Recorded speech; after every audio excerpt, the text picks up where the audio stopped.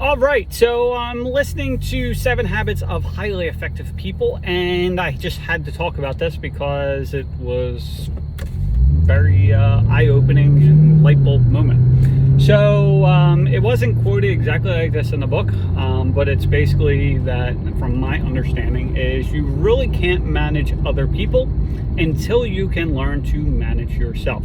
And once I heard that, I'm like, wow, because as a manager or an owner or whatever else, where you're managing the efforts and the results of other people, it's very easy, especially for someone like me, to be all gung-ho, and it's like, okay, day one, we're going to be doing this, and this. And then by day like 4, day 5, or just say we started that on Monday, by the time we come back the following Monday, well, I don't have the same ambition that I did a week prior. Because, and I do it all throughout my life, and you probably do it as well, where, you have a problem, so you basically buy something or put something in place to basically check it off your list. But from personal experience and from what I listen to other videos, it's whatever the problem is. Like in my case right now, it's the sales. Like our sales are extremely shitty, fortunately, because of what I've done with bringing in so many freaking leads, that makes up for it, right? But so what ends up happening is, you think, okay, I just need to fix sales. Like, that's my thing. I just need to fix sales, and then we're off to races and we're done, and that's it, right? But it's not as simple as that. It's not like a one-time fix. It's not some kind of quick fix where you take this magic pill and you're like, oh, I'm healed, and that's it, right? It's where you constantly have this problem to manage, okay? It's not a problem you solve, it's a problem you manage. And it's for everything in your life. Like if you're trying to lose weight, if you're trying to get in shape, if you're trying to eat healthier, whatever it is. It's not like, for eating healthy, it's not like you eat one healthy meal and then it's like, oh, I'm healthy. No, like it's every single day, right? So anyway, that's where it's, I've been making quite a few changes in like the last few days, because it's just blatantly apparent that I need to get my own shit together before I can help the company get its shit together. Not that we're doing bad, it's just we're leaving so much money on the table. Like when I say so much money, I mean like legit, like $1 million in profit.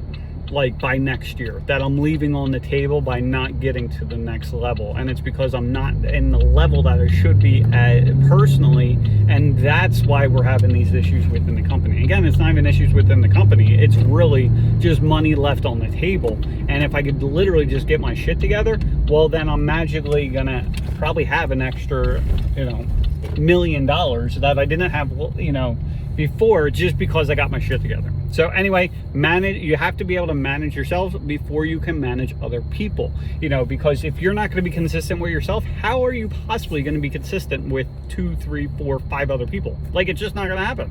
And I'm just realizing that more and more and more. So, get your shit together. So again, this book is super helpful. It just, it's like a framework, really, because it's not even principles or habits. It's really like, okay, step 1 or habit 1, you need to do this, right? You need to find out what's important to yourself. Step number 2 or habit number 2, it's where you're figuring out like what needs to,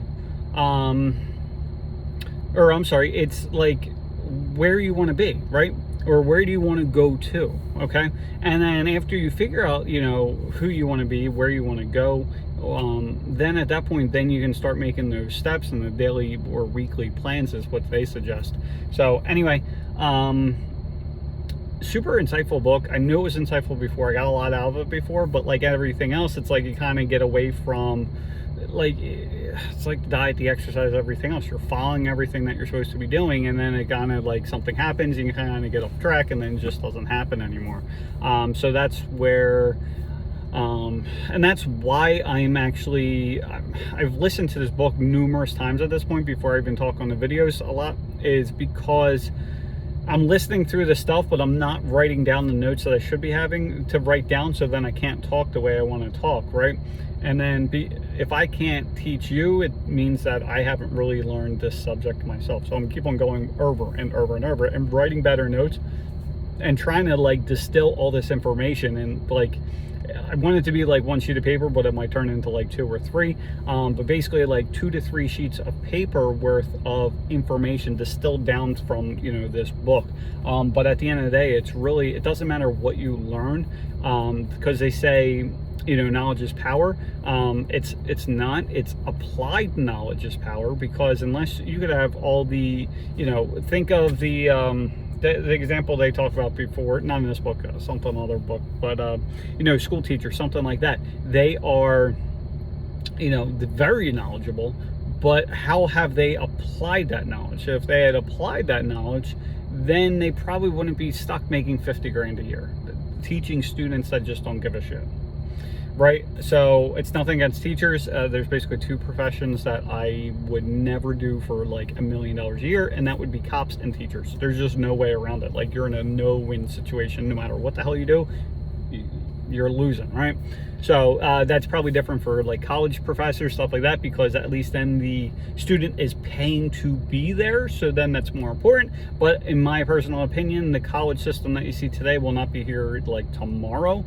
It's this different tangent, but whatever.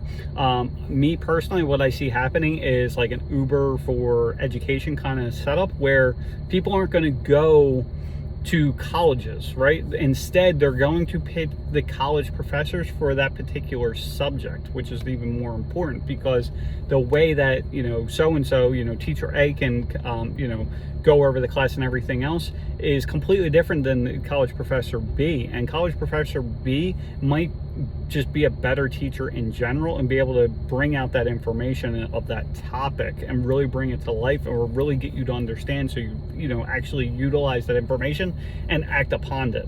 Where a lot of professors and whatnot, like I personally haven't went to college, so I don't know, but there's always good and bad for everything. So these people are going to look for the best of the best, and then basically what's going to happen is they're just going to sign, it's like, okay, I need, you know, to get this degree, I need this, this, this, and this. Well, then I'm going to go, you know, California, this teacher, Wyoming, this teacher, I don't know, Nebraska, this teacher, and Florida, this teacher, and then that's what I'm going to have. So anyway, my thought on the process. But again, you cannot manage others until you're able to manage yourself. And it's consistent, because I need to tell myself this. Again, everything I talk about in these videos is not, it's for you as well, but it's really for me, because I need to get my shit together. So have a great day. See ya.